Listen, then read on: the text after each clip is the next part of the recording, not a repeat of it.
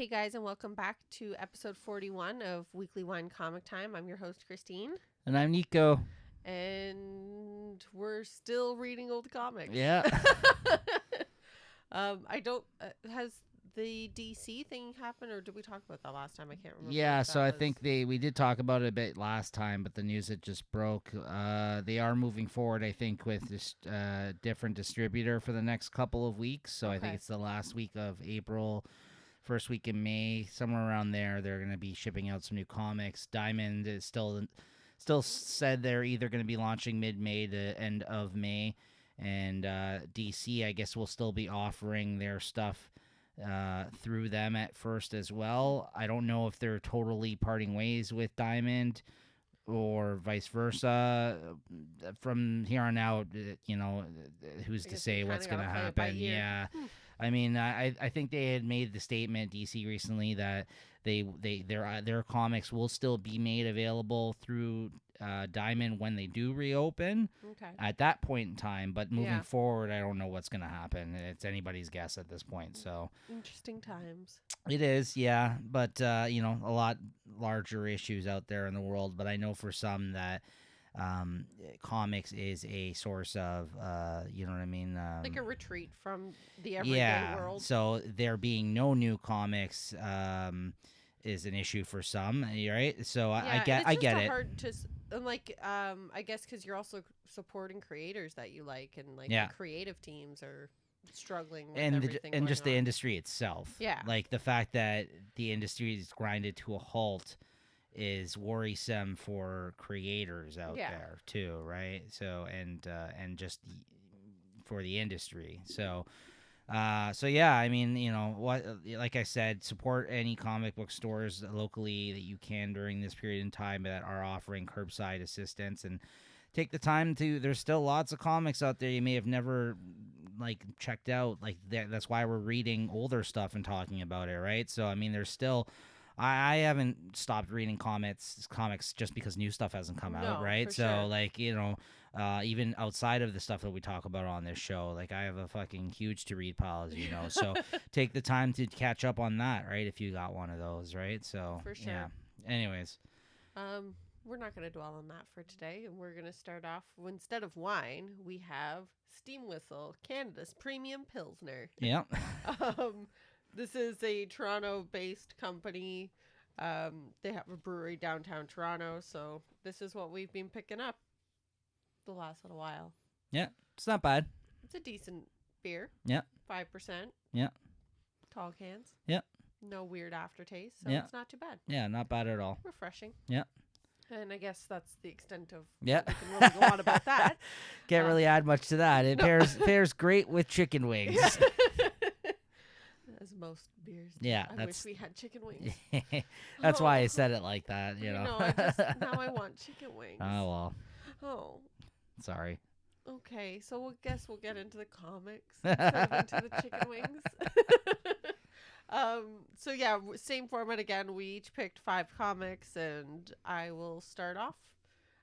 Today I've got Batman. What is this? Issue number 685, but it's a Catwoman issue, and this is written by Paul Dini, and Dustin Nguyen is the artist.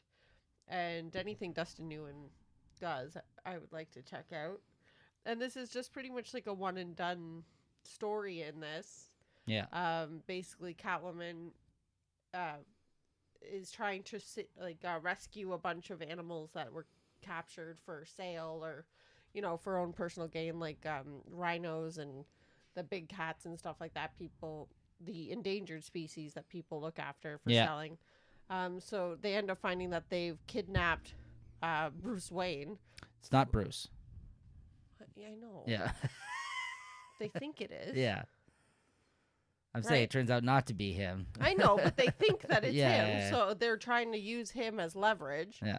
And then, yes, by the end of it, you find out that it wasn't Bruce all along. Yeah, it's Hush. Yes. I just didn't know if you knew too much about Hush. So I don't know a lot about Hush, but I know that it wasn't Bruce Wayne. Yeah, okay. So that's why I was just I just didn't want to think you maybe got confused or something like that, because there's a period of time where he masqueraded around as Bruce Wayne after post Hush the storyline, and that's why Paul Dini he was writing. He did a bunch of issues between Detective Comics and Batman and Streets of Gotham at this period of time when this came out. Okay. Like I guess in the 2000s. And yeah, what is it? 2009. This says, right? Yeah. So yeah, at this point in time, there was a period of time where he was masquerading as Bruce because like he made himself to look like him. So like that's why I just wanted to mention that, because for anybody who hasn't read any of this Paul Dini stuff, he did like Heart of Hush. He did a lot of the post Hush stuff. He kind of followed up on the whole Hush stuff, even though like Jeff Loeb had wrote the Hush storyline. Yeah.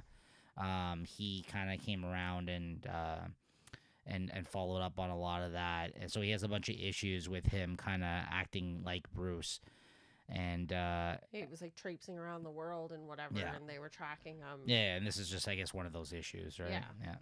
But yeah, I thought this was a pretty cool little one and done story. Obviously they who was it at the end here? Robin and I can't remember all their names. Yeah, well, it's Nightwing and Tim Drake. Yeah. There's Tim too Drake many Robin. of them at this point. There is a lot of Robins. Yeah. 2 Robins show up at the end there and find out, that it's obviously not Bruce Wayne, but they lock him up in the penthouse suite in like the Wayne Towers. Yeah. And obviously he's thinking that they're getting out at some point. Yeah. I thought it was a lot of fun. Yeah, I like all the Paul Dini issues that he did around this period in time, and the great thing about all of them is they all read as one and dones. Oh, do all of them? Yeah, Oh, like, that's really cool. Pretty much, there's somewhat of a through line. Maybe like a 2. Yeah. Yeah, but I think that for the most part, every issue that I've read that he did between the different titles, because that's the thing, like he would come and do an issue or 2 on Batman, then he'd bounce over the Detective. I wasn't reading it off the racks at this time, but although I've been going back and trying to collect all the Paul Dini issues that he did around this time, like his run essentially, but his run isn't a consecutive amount of issues in a row in any of the titles. And Streets of Gotham it was, I think he did like 12 or 18 issues of that series. Okay. It was a series he launched, and I think Dustin Nguyen also did some art on there too. And he did. And like it was like, I don't know, like 12 or 15 issues that he did. That was all him. But in between Batman and Detective around this time, he would do like an issue, then it'd be another writer for like 2 issues, then he'd come back and do a issue or 2 just or 3. Just kind of like a filler type of. Yeah, like he had stories, but like they're all good. They're all really well done, one and done stories though. Like that's what I mean. All his stuff is great. And I think in the new year, they're supposed to be coming out with a collection of all his issues that he did, like a nice like Omni or something like that. Yeah, so I'm going to pick that up when it comes out because I like all the stuff he did, Paul Dini, between all these series. And the Streets of Gotham stuff, too, is really good. So, yeah, so that's why that's the only thing I really wanted to mention. This is one of the last issues I hadn't collected. There's one more I don't have out of all the issues he did. Yeah, we've been hunting that one, I think. It's a Harley Quinn issue. Yeah, of course. So it goes for a little bit, but I'll get it eventually. But I think that's the only issue I don't have by him. The other thing that I really liked about his issues that he did, other than having good artists like Dustin Nguyen and stuff on it, amongst others, was he did a lot of stuff with Riddler. Like he did a lot of stuff with Riddler, and I really like the Riddler. Yeah, and I feel like he's underused. Yes, and like properly used. Yeah, like he became like a detective of his own, like in during his run. So like he was trying to like go around and like pretend like he was a fucking detective. So like Batman and him at one point were like working the same case. Just on opposite ends. If I'm not mistaken, if I remember it correctly, yeah. There's a lot of interesting, fun ideas that he did. So yeah, I really like Paul Dini. So he hasn't done enough comics work. So I really enjoyed this stuff. So yeah, this is a good issue. I liked it. Gotta find that Harley one. So next up, we got Spiderman 43, which is the 3rd and final issue in a storyline, I guess, that ran through this book at the time. This is from 1993.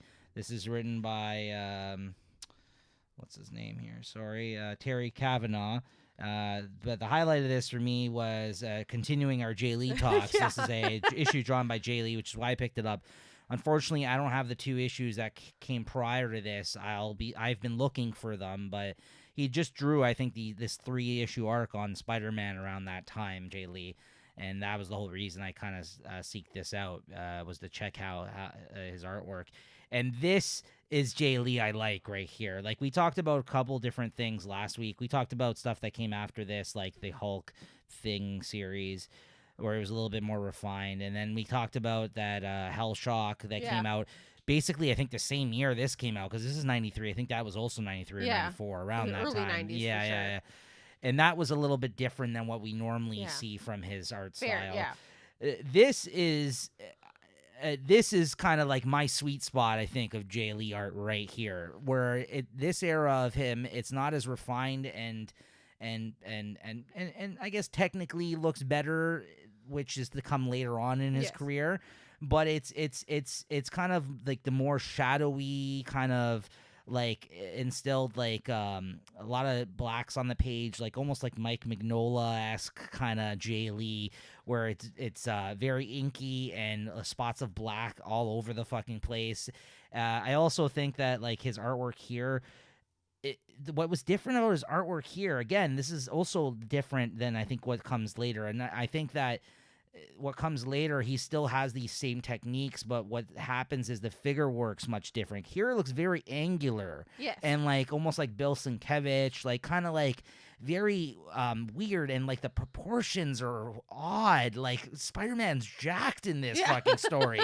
Like, and, like, iron, like, it just, like, the irregular, like, he's making, like, arms huge, and, like, you know what I mean? It's, like, it's like very the of the 90s. Are very... Yeah, but, like, he's still showing off that kind of, like I said, like he's playing with the blacks and, like, the inkiness and, like, the dark, like, the shadow work that he does. Like, this is awesome. I need to find the other 2 issues, because I don't know what the fuck was going on in this this third part of it. I'm glad you, because all it was is that I know we jumped in at the very end, but there was bad guys with guns and they took them down. That's all I got out of this. Like, I don't know. And then they were setting up another creative team's run that was coming off of this issue. Howard Mackie was coming in this, and he was actually on the Spider-Man books for a while after this. So to see that he was coming on the books after, at the end of it, was like, oh, introducing the new team, and then Romita Jr. and stuff would come after that and work on the book. So I could tell, like, when I read that, I was like, oh, okay, that era is coming next. So I this is like a blind spot for me, but I got to find these other 2 issues that came before this, that preceded this,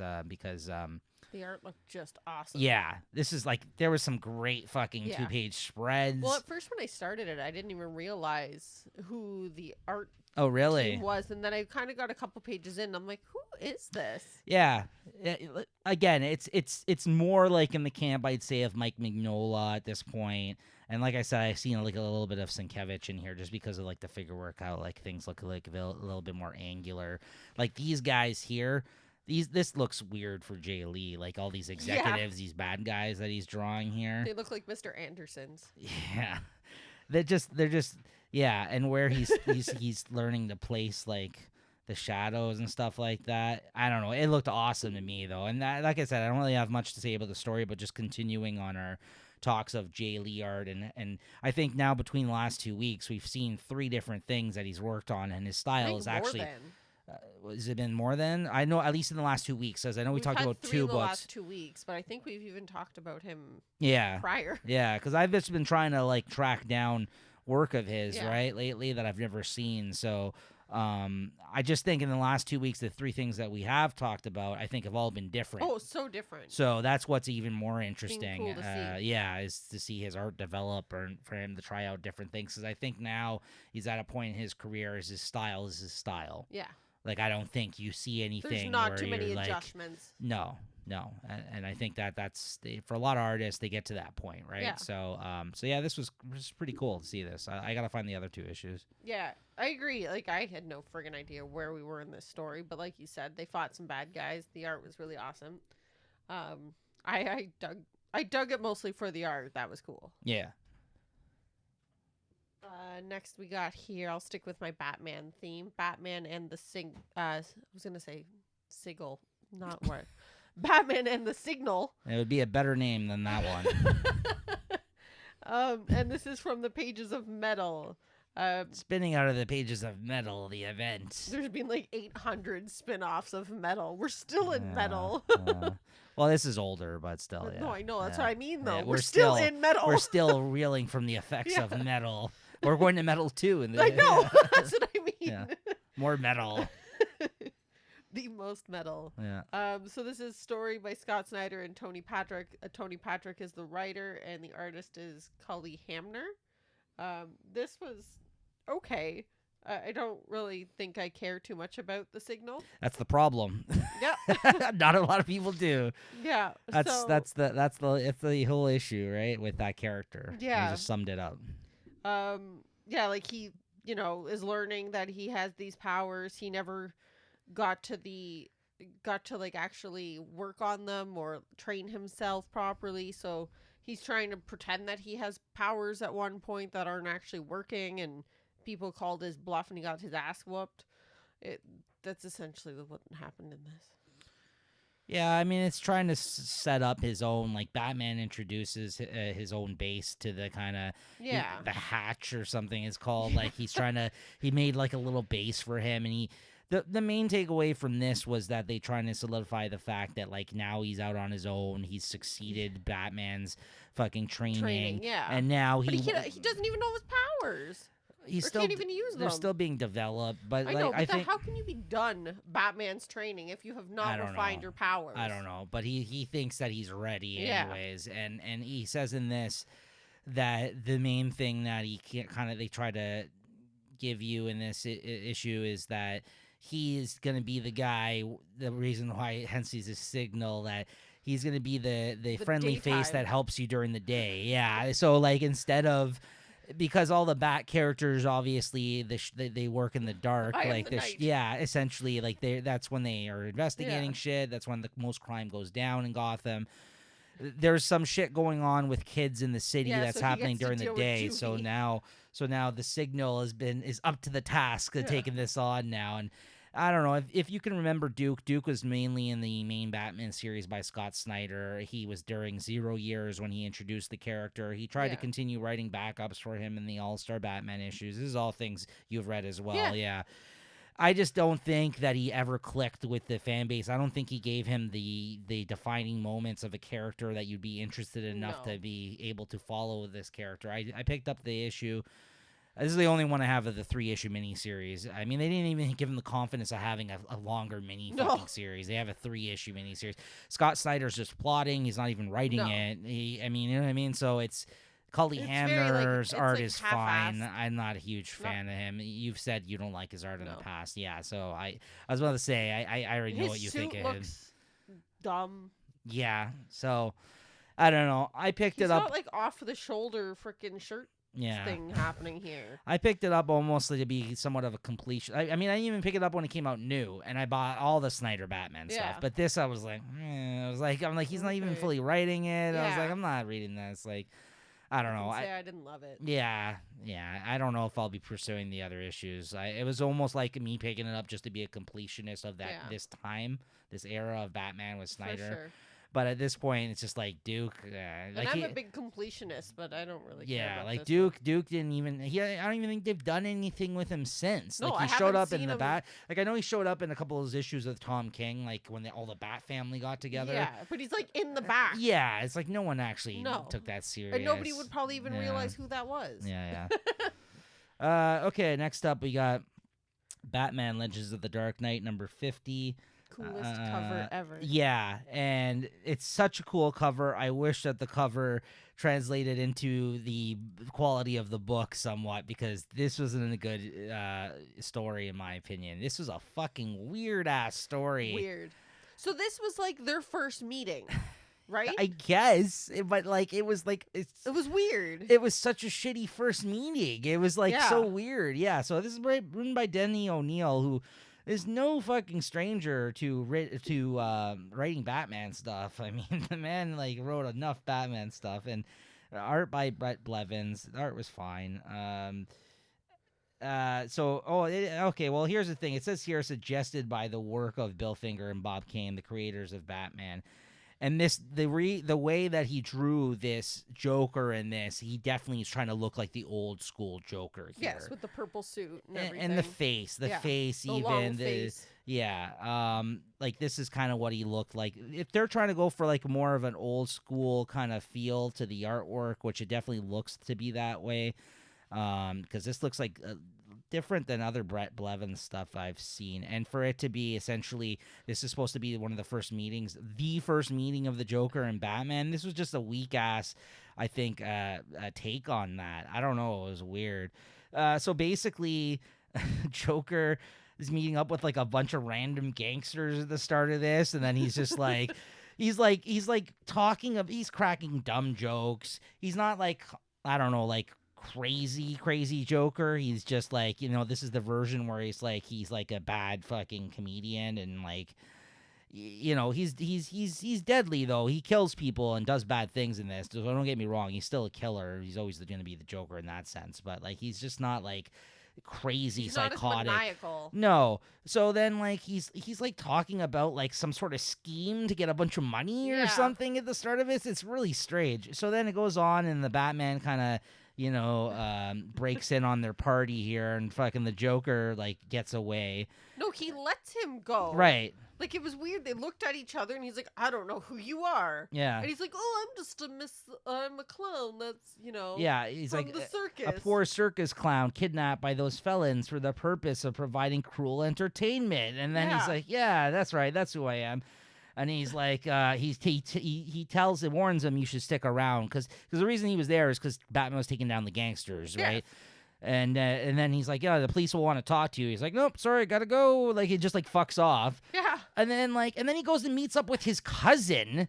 Like, or is that his cousin? What the fuck is he? His nephew or something? They claim that it was his cousin, but you find out at the end there that he found this guy who's like has the mentality of an 8-year-old, but is like an absolute genius chemist. Yeah. So he's the one that he's using as like his Joker toxin. Right. And you don't find that out until the end. So right now, no, that's what I mean. Like he's calling him his uncle, his cousin Jeffrey, or what was his fucking name? Like something with a J. He's saying, "Oh, I'm your cousin Joker," and like he's gonna call him by like his actual name. And he's like, "No." He's like, "It's Joker." Yeah. I don't know. It's like I forgot his name. I'm trying to look right now. But yeah, he's basically it's like Maximilian or something like that. I can't recall. He calls him Mel here. Melvin. Melvin. His cousin Melvin. So like that whole story line was whack. If they're trying to make this like the old comics or where they had weird fucking storylines like this, maybe this is like he says, it says at the start, this is based off of a story, but so maybe this is a reimagining or them redoing a story that they did. I don't know. It was just strange for me. I just didn't enjoy it. Like, if maybe it was lost on me, that's what they were trying to do.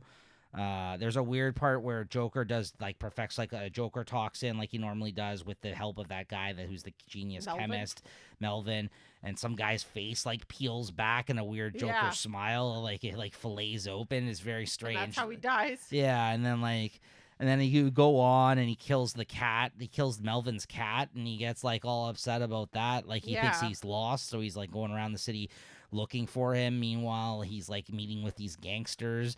Anyways, it all boils down to the Batman taking down Joker like you would suspect, but it's just strange because, like, again, this was supposed to be their first meeting. It didn't feel like special or iconic. He wears the shit out of a fucking out of a hat there, though. I will say that. Bruce Wayne at the end, he's at a funeral there for Melvin because he buried him because he found out he felt bad that the fact that the Joker had taken his life. Killed his and the Joker killed his family and like roped him into this, and I don't know. This was weird. It was strange. Yeah, I didn't like this either. To be honest with you, I enjoyed it more than you did. I still had fun with it. I don't know. It was bizarre. There was some really whack shit in it. Yeah. And then the other thing too is that they were trying to say that who was he? That he was somebody before. Obviously, he was somebody before he became the Joker, but I forget who it was that they said that he was before he had the accident. And then they were like, "Oh yeah, we've been looking for him." Oh yeah, the Red Hood. I mean, yeah, that's right. that's been that is the story. Yeah. But it was just that's the closest thing so too. they're like, oh, he disappeared, and then Yeah. now the Joker's here, but we don't know who he is. Yeah. It was weird. Yeah. I had some fun with it. Great Brian Boland cover though. Great cover. The cover is fantastic. Yeah. It was entertaining for what it was. I guess. The next is actually a free comic book day. From what year I have? Oh, I guess maybe it was 2019. Past year. Yeah, this past year. And it's called A Sheet Story. And this was really cute, and I really want to read the rest of it. What I didn't know is that there's a new book coming out this summer. I know, I saw that. Yeah. What the fuck was it called? So I guess this was original material for this free comic book day thing because she already knows who this person is in this. Yeah. Yeah, because basically I think that the graphic novel is called just Sheets. And yeah, that's what it looks who's the like, publisher Sheets. on it again? Magnetic Press? Is that who does it? Or Line Forge? Caracol? Oh, okay. I don't know.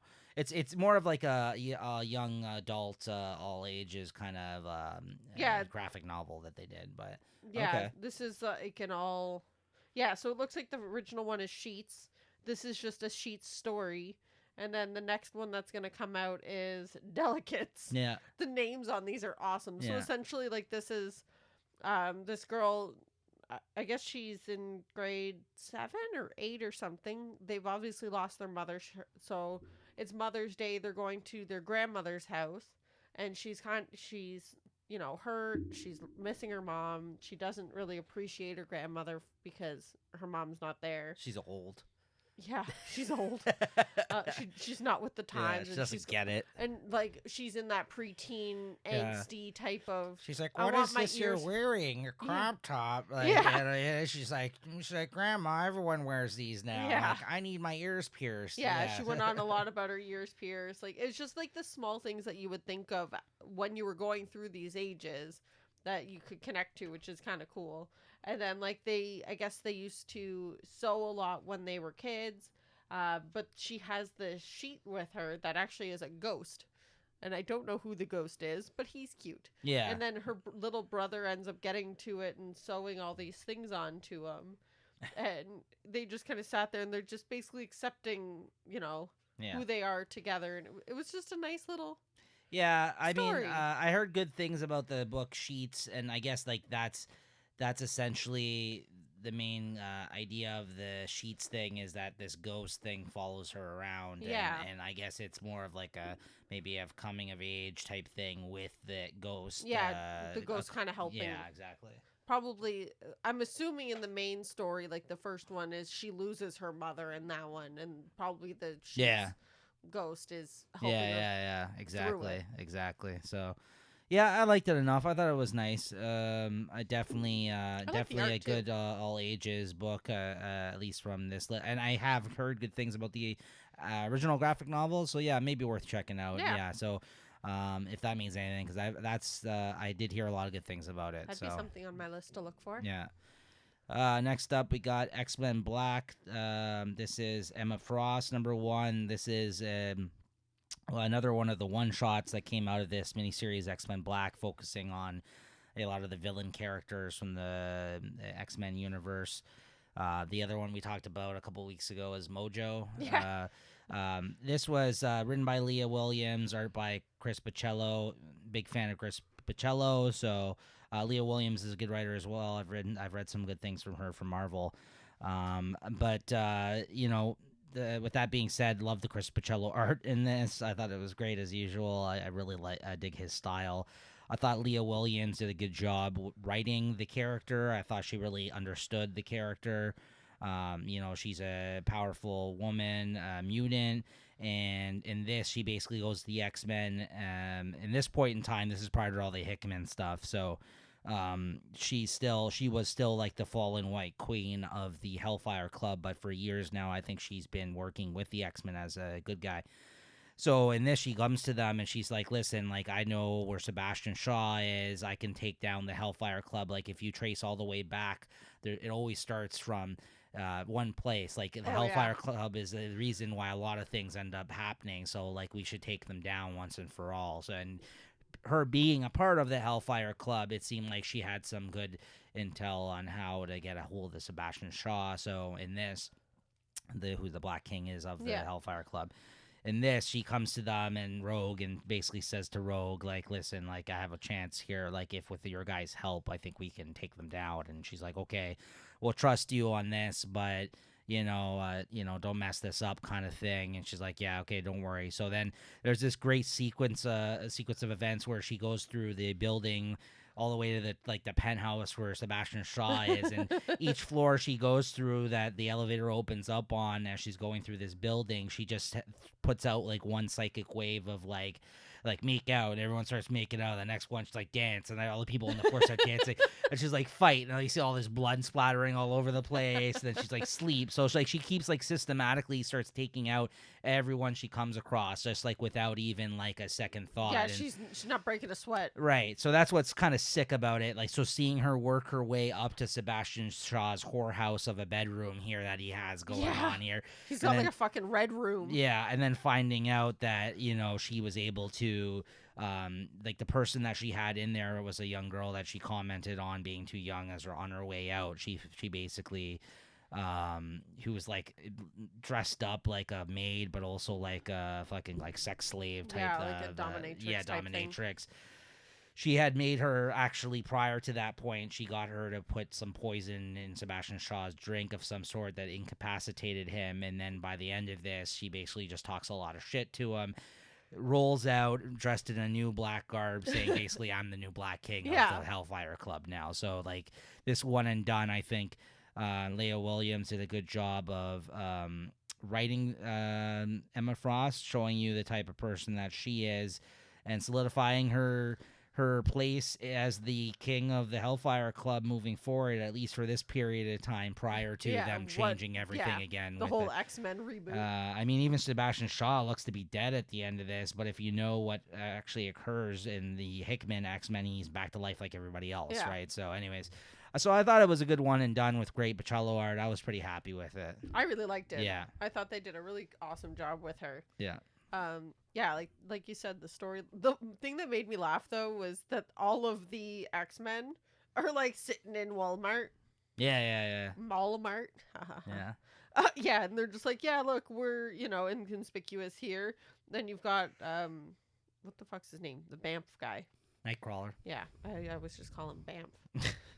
He's like sitting there playing with like a squeaky toy or some shit, like bamfing around. But yeah, I thought it was really awesome. The art was fantastic. The whole back and forth with what he would do, like how he would Sebastian Shaw would do, like trying to break down her diamond form. Yeah. And he's like, oh yeah, like I've got all these rings that I can put your diamonds into and all this type of shit. And then she just like destroys him. It was fantastic. Yeah. Yeah. Continuing with X-Men, Obnoxio the Clown versus X-Men. I literally go through our piles and just pick the most insane looking things to read. Yeah. I have no idea who this is.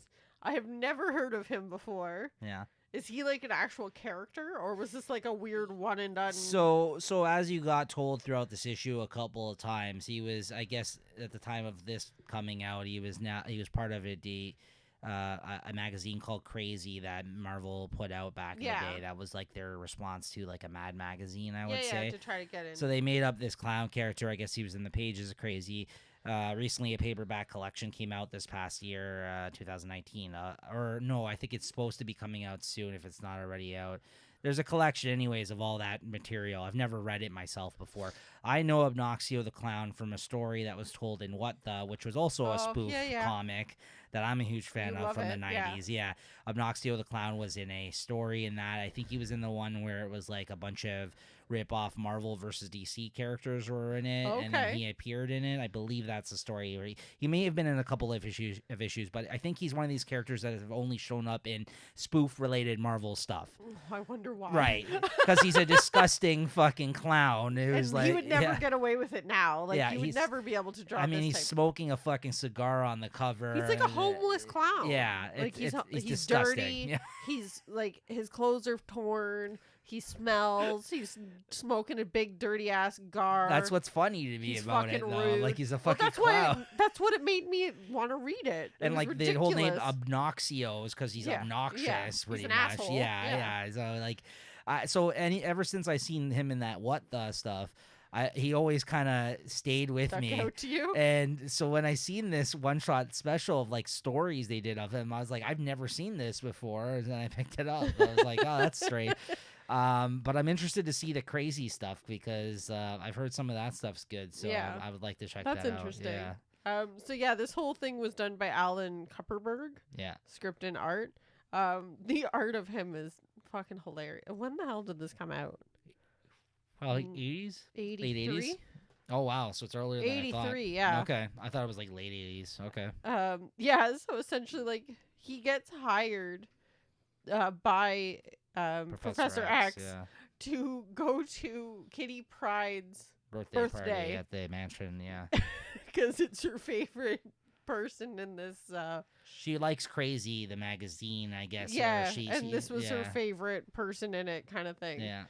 And he gets there, and at the same time as he arrives, there's another bad guy that comes in. And they trigger the alarm, obviously, but the X-Men don't know because he was a surprise for Kitty Pryde. So now they're all attacking Obnoxio, and he's actually single-handedly defeating every X-Men that's here. Yeah, it was just ridiculous, like, gag trick things. Like, yeah. Right? Like, yeah. It's just, like, the weirdest shit. Like, I didn't know what to expect from this, but it was fun. It was wacky. It was weird.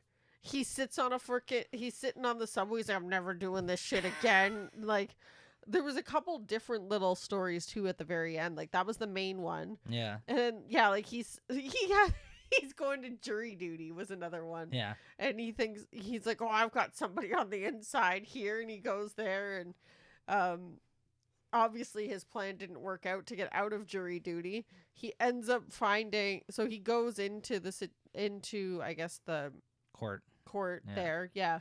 And he oversees some people that are actually pulling off a crime in the actual courthouse with some weird massive typewriter. I don't know. The whole thing was just fucking bizarre.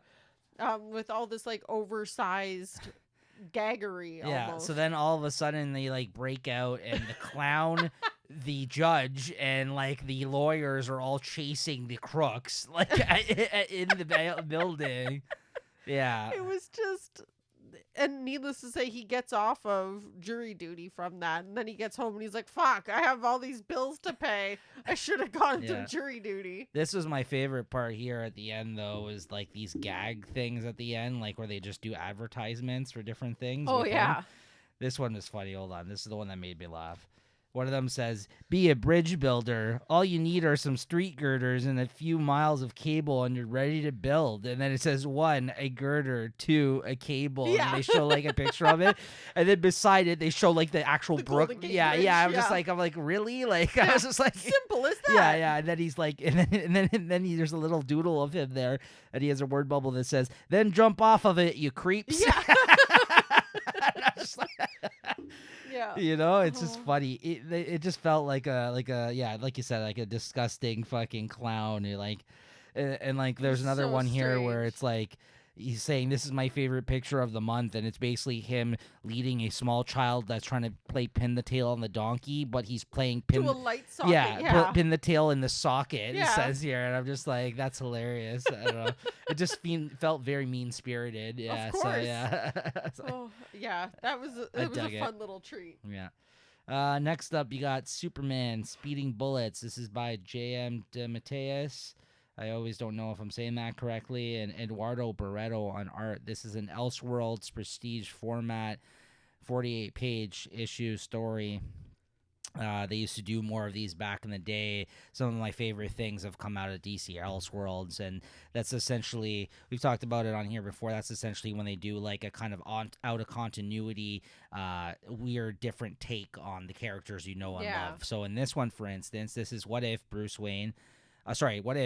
Clark Kent at least Superman, the alien that we know as Clark Kent, came to Earth and instead was picked up by the Waynes. Yeah. So like he grew up and became Bruce in this, but for all intents and purposes, it's supposed to be Superman.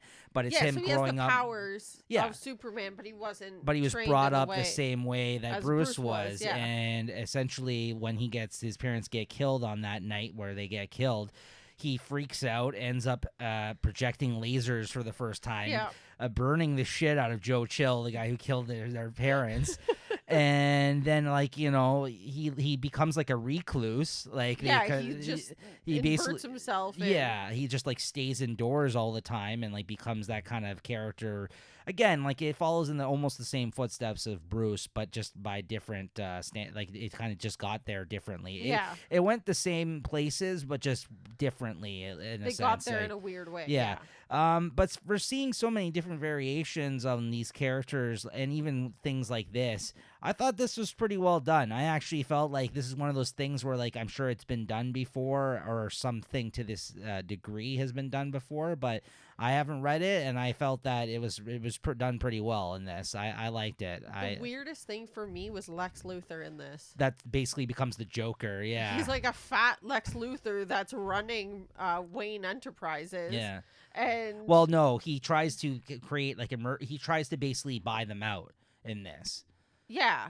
He tries to buy. So Luthor's still Luthor from Metropolis, and so is Perry White, and so is Lois Lane.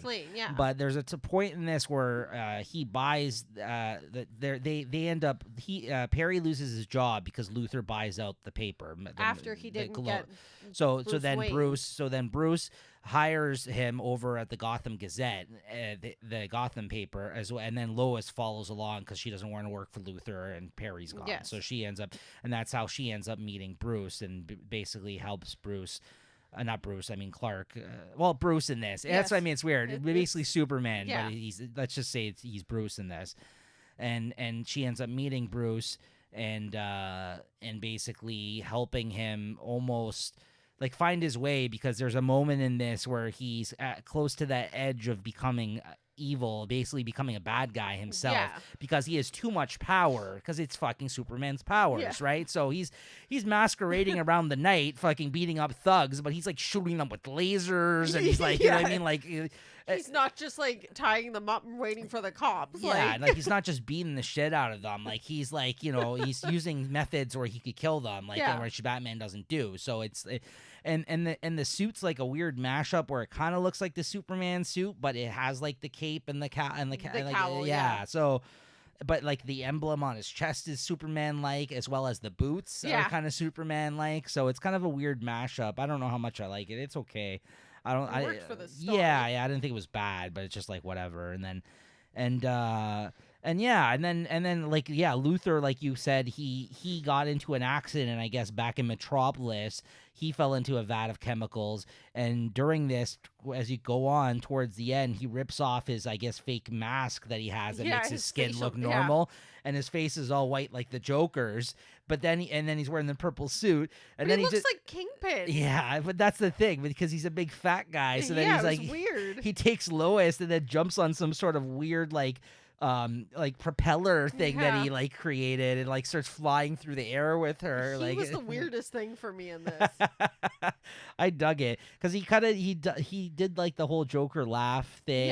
Like he did the whole, like you see him choking somebody out early in this, but you don't see that's him. You just see the purple gloves. So you're like, oh, that must be the Joker. But then like you find out that it's fucking Lex Luthor. I liked it. I don't know. I thought it was an interesting, weird alternate take on this like same story that's been told so many times. But for me, I liked it. I thought Eduardo Barreto did a good job on the art. It worked for me. I like it's a nice little one and done alternate take on these well-known characters. I enjoyed it. I thought it was fun too. I just thought it was going to delve more into the fact like how he may become a bad guy Batman in this, but essentially they kind of touched on it for one moment. But they didn't even really tell how he became Batman.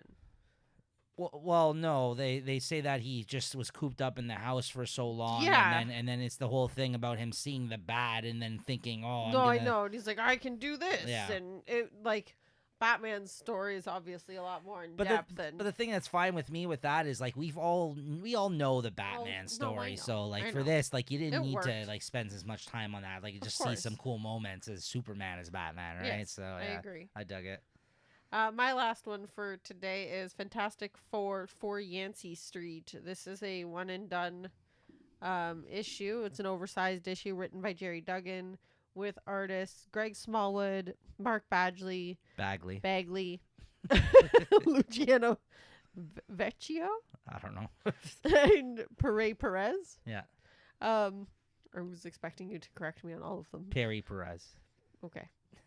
This was really cool. I liked this issue. This was great. I freaking loved this. This is great. I'm glad I found this to pick this up because I didn't pick it up initially. This was coming out during the last first year or two of Dan Slott's Fantastic Four. This came out after, in the storyline, they moved to Yancy Street. Okay. So if you recall, when they moved in, like when he moved in, he got married and all that kind of stuff. This one-shot issue came out. At the same time. I didn't know that. And at the time, I didn't know how important it was, or like, you know what I mean? Not that this was important to the main story, but it was still a really fun one. Oh my God, this was fantastic. Yeah. So you basically, you have, you know, Thing as a child, and basically how he lost his brother, and kind of the importance of what Yancy Street is to him. And he has a whole youth center made up under his brother's name and everything like that, and somebody has tagged it. So essentially, like, the Fantastic Four being on Yancy Street has made the community more expensive and more desirable for people, and it's always been kind of the low income type of area, like the Lower East Side type deal. Oh yeah, I always felt that Yancy Street, and since, you know, like Jack Kirby's involvement with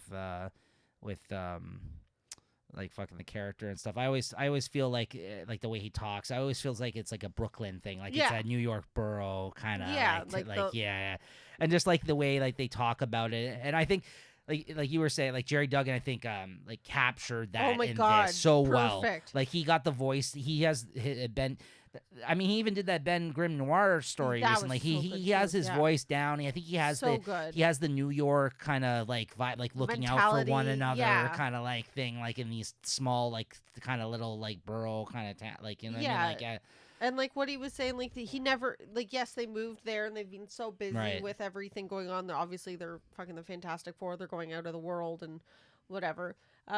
So they're not paying attention to the changes that have happened since they moved in. Yeah. They're finding out that people are, you know, gouging the rent, doubling the rent. They're selling buildings. You know, they're getting the people that live there are getting evicted. They have nowhere else to go. So of course they're going to start lashing out. And so he starts to kind of talk to these people in the building beside theirs. And there's this like old lady who, you know, like talks shit to him, like, you know, like, you fucked up, you did this. And he takes it to heart, and he finds that like these the three guys here, I'm not familiar with them. Yeah, they're just like three thugs basically that have some sort of superpowers, right? Yeah, they come in and like he fights off all three of them by themselves, and until Sue Storm comes in and just to like capture them. She's like, you're doing more damage than anything to the city, here. to the town, to the block, street, so she kind of captures them, and he talks shit to the people that own the buildings. And basically has said that they can use their embiggening. Right. The thing that's in the Dan Slott series that basically it makes extra rooms out of space where there isn't. Yeah, like in a building, it can double in size where you don't see it on the outside, but inside it's bigger than it appears. Yeah. So basically he's like, well, I can get you the rent without charging extra. Yeah. So he actually is able to, he has more people living in this building, and they're still able, so he's able to accommodate more people. Yeah. They're getting the same rent, and you find out at the very end that the old lady is actually a fucking Dr. Doom bot. Yeah. It was awesome. Like he's been monitoring this whole thing, and like at the end, he gets pied in the face from a Yeah. package he receives, and like everyone always fucks with him on Yancy Street. So he's like, God damn it! Like you see like the pie. Like, one time I just want to eat a pie. So then he sees a pie. So like he opens the gift. He's like, oh, that's nice because it's from like the old lady. And then and like it's like a jersey or something. But meanwhile, it's like it turns out that not only did he get pied, but it was also Dr. Doom behind it. So I thought that was a nice idea. Yeah. It was a great issue.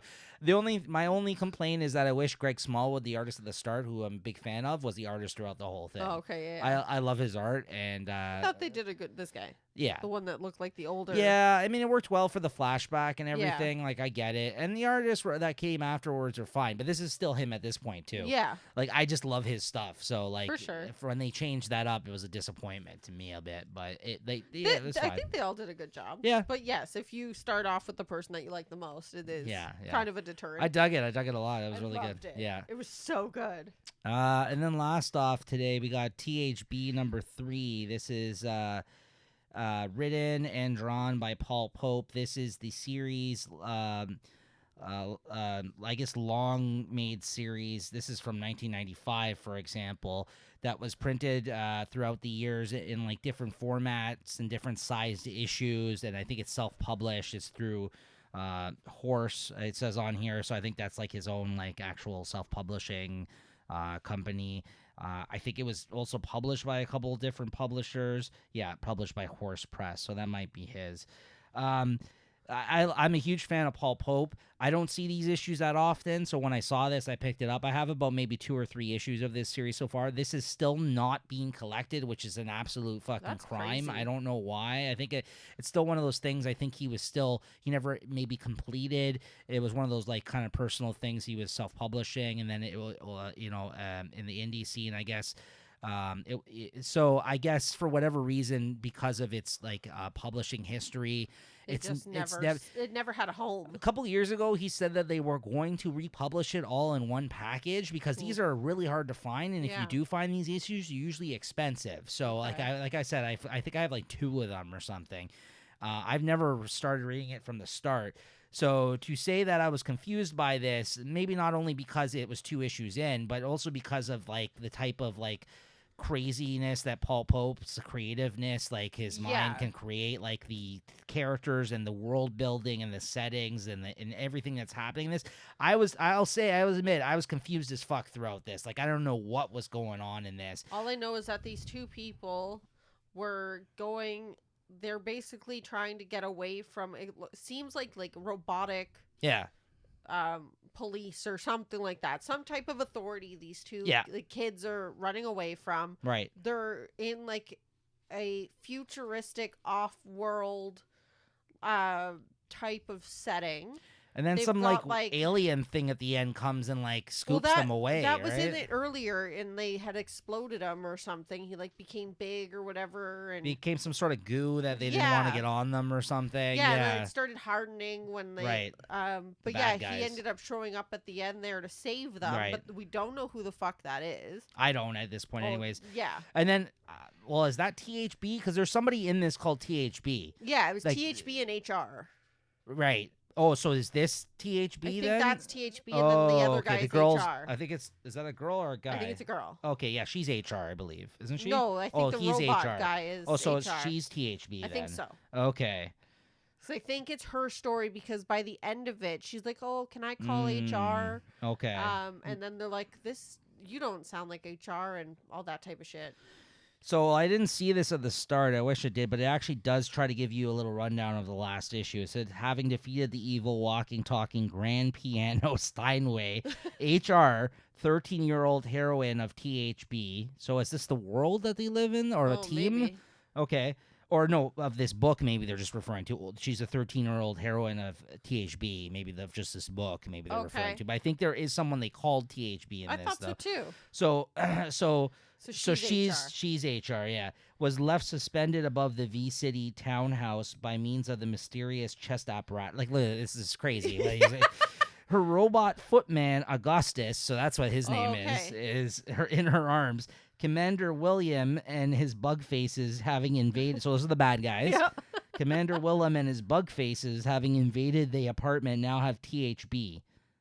Okay, so that maybe that guy is THB, that alien. Oh, So okay. that's what it is. So he's like some mysterious Yes, thing, he's right? an entity of some Okay. sort. Currently in his collapsed ball form. There you go. Yeah, There we see? go. Yeah. In their possession. Just That quite helped, explain- actually. Yeah. That explained Now, a lot reading now. this, the experience itself was pretty out there. Oh, like, fuck yeah. but his art, man. It's so good. Okay, so this is all black and God white. damn. First of all, if you've never experienced Paul Pope's work, it's in black and white, which I think he excels in his Yeah. work. The other thing with Paul Pope is his art's super loose, and it's definitely done with like a brush or something like that. Because the thick lines that he puts down on a page, Like probably a brush pen. Or yeah, something like that. is unlike anything else. Like like again, it's messy, it's loose, it's thick blacks, black Line lines work, that yeah. actually makes up the line work. It looks like it's some sort of brush that he's putting down on the page here. Again, a lot of black, as well though, put down. Well, yeah, because they're in like a space setting Yeah, too. like I said, so... admittingly, it was hard to follow the story somewhat. But with that little rundown there, and also with the fact that like you said, I was gonna talk out the what occurred somewhat like you just did, and that's what my understanding. I just didn't know who these people were because, like I said, this is the third issue. I did try to read that little blurb, like the what happened before, and I'm like, I don't understand what this is. So actually reading what happened after. Like what happened before, after reading? That's a good makes point. More sense. That's a good point because reading that and then going into it, you probably were like, I "What?" started reading. I'm like, I gave up after the first There you paragraph. I'm like, I don't understand what this is. Yeah. I'm just gonna go for it. So and these mini stories at the end were kind of cool too. I like the bumblebee guy. Yeah. And there's even like a letters page where it looks like Paul Pope actually. I didn't read it either, but it looks like Paul Pope actually answered the people like himself that kind of wrote in. There's like a few pages of that. Anyways, I mean, I thought this was a treat just to see his artwork. We don't see his art enough, so right. And not only that, stuff I've never seen of his. Yeah. So. I really enjoyed it in that aspect. Like I said, I'd be lying if I said I understood like all of the story that was being told here. I understand a little bit better now after reading that blurb, though. I need to find the rest of these issues, though. Like I'd be very interested. Yeah, to read those. yeah. Just because, or you guys need to get it together out there. Whoever's got the rights to this and fucking print Put this it all already. together. Yeah. Come on now. That's a shame that's uncollected out in the world. I think there's like 8 or 9 issues of it. Really? Yeah, there's a bunch. So yeah. Anyways. So, all right, so there you have it. I don't know, what was your favorite of today's talk, would you say? The Fantastic Four. Yeah, I want to give it to that. I really want to give it to THB, but because, like I said, the storytelling, like I couldn't tell everything that was going on. If it was the first issue, that would probably be the winner. Yeah. Or if we had previously read the rest of it. Fuck, I think I gotta agree with you here and give it to the Yancy Street delightful. one too. Yeah, it was. It was so good. It was so well done. I just love the fact that I just seen a whole bunch of Paul Pope art I've never seen before and read something. That was really good as well. It was close, but I think gotta give it to Yancy Street. Yeah. It was so good. Yeah. So much fun. So there you have it, guys. Mixed bag today of quality and types of stories that we chatted about. Very strange. I've been quite enjoying this format, despite the recent change up of us not being able to talk about new releases. Same here, actually. Given the unpredictability of what's going to be happening going forward, like I said, check back in with us week to week to see if we will be talking about new stuff. Even just with DC coming out the next week or two, though, I doubt that we'll have much to talk about, even if we were to pick up those new issues. If we have access to the new issues. But that's what I mean. I don't think our shop is going to be going through other distributors, so we probably still will have to stick to Diamond's distribution plan. And probably for another month still, we probably won't be able to talk about new things, it's looking like. But again, we're going to continue to do this. This has been fun. I'm working my way through my backlog. Yeah. You seem to be having a good time. You're enjoying I'm finding things that I would never fucking read otherwise. Yeah, so there you have it. So okay, so we'll see you guys next week, and stay safe and healthy out there, and stay home, stay safe, stay sane. Most of all, stay sane. All right, everyone, later. Bye.